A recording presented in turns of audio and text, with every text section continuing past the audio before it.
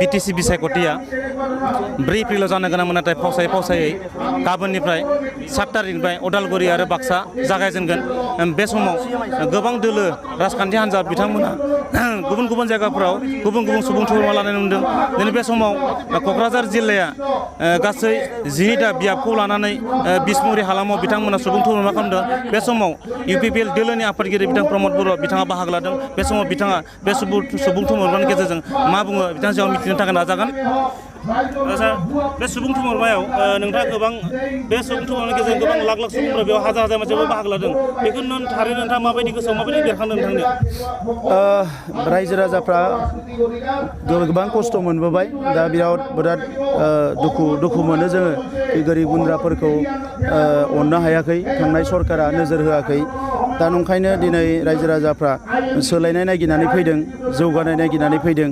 मोजां मोनसे सोलायनाय एबा मोजां मोनसे माबा मोनसे मोनगोन।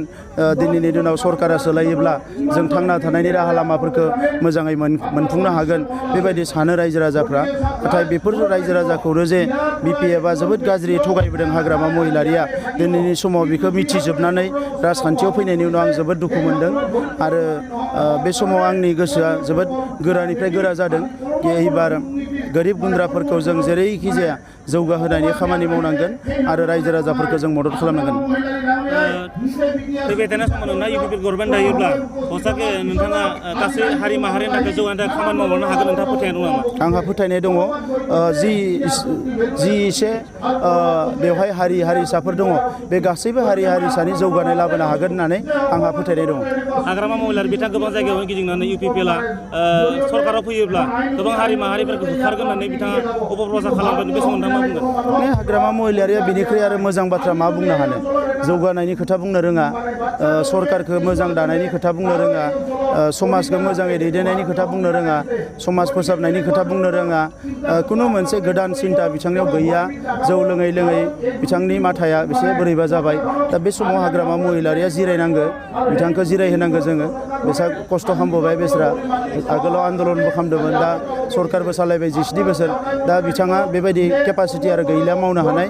दा बिथांखौनो नारसिनबाय थायोबा जोंहा हारियासो खहा जागोन। दा ओंखायनो बिथांखौ एबार साइड खालामनानै इउपिपिएलखौ सरकार दानानै जोंनि जौगानायखौ लाबोनांगोन। 30निख्रुइ बांसिन मासि लानानै इउपिपिएलआ सरकार दागोन। बे समाव नोंथाङा गासै हारि माहारिफोरखौ जिथु भटआ गाबोननिफ्रायनो जागायगोन, बे समाव नोंथाङा मा बुंगोन? हारि माहारिफोराथ' बे चेनेलखौ बुजिनाय नंला।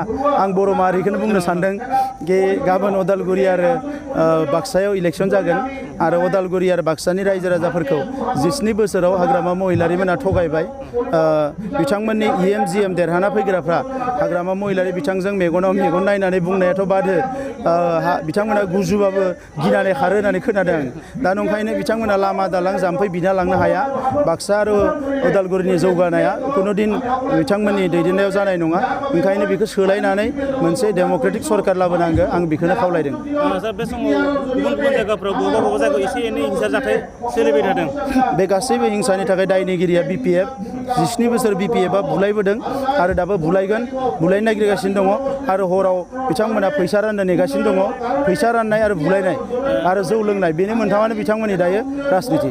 गुबुन गुबुन जायगाफ्राव कम्बल, खुन्दुं मुस्रि आरो सारिफोर राननाय खोनानो मोनदों। बे समाव बिथांमोना खुन्दुं रानदों, कम्बल रानदों, सारि रानदों, दखना रानदों, गासैखौबो रानदों इलेक्सननि थाखाय, भट मोननो थाखाय। नाथाय 5 बोसोराव रायजो राजाफोरनो फैनाय थाखा फैसाफोरखौ मन'गासिनो मन'यो। दा ओंखायनो रायजो राजाफ्रा एबार मिथिजोब्बाय, रायजो राजाफ्रा बिथांमोननि बुंनाय बायदि सोलिया।